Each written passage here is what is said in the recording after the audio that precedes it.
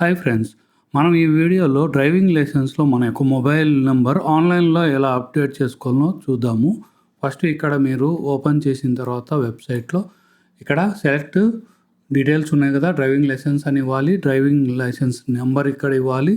తర్వాత మీ యొక్క date of birth ఏదైతే ఉందో డ్రైవింగ్ లైసెన్స్లో అది ఇక్కడ డేటు, మంత్, ఇయర్ అని ఉంది కదా, అలా సెలెక్ట్ చేసుకోండి. తర్వాత మీ యొక్క రిజిస్టర్ మొబైల్ నెంబర్ ఏదైతే దానికి క్యాప్చా అనేది వస్తుంది. ఇప్పుడైతే మనం మొబైల్ నెంబర్ అప్డేట్ చేస్తున్నాం కాబట్టి ఆధార్ ద్వారా మనము ఈ యొక్క ఓటీపీని రిజిస్టర్ చేద్దాం. సో ఆధార్ నెంబరు, దాని తర్వాత ఓటీపీ మీ యొక్క ఆధార్కి ఏదైతే లింక్ అయిందో ఆ యొక్క ఆధార్కి మొబైల్ నెంబరు, కొత్త నెంబరు అటాచ్ అయి ఉంటుంది కదా, ఆ నెంబర్కి ఓటీపీ వస్తుంది. ఆ నెంబర్కి వచ్చిన ఓటీపీని మీరు ఇక్కడ అప్డేట్ చేయండి.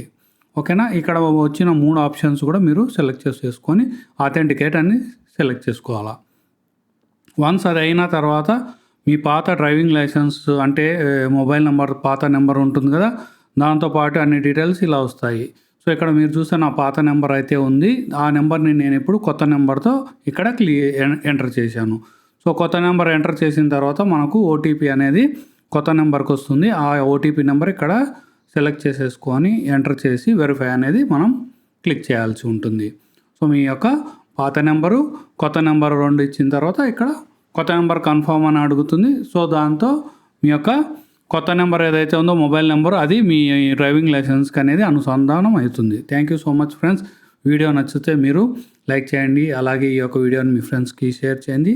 అలాగే మన టెక్ గురుకు మీరు సబ్స్క్రైబ్ చేసుకోండి. Thank you so much and have a nice day.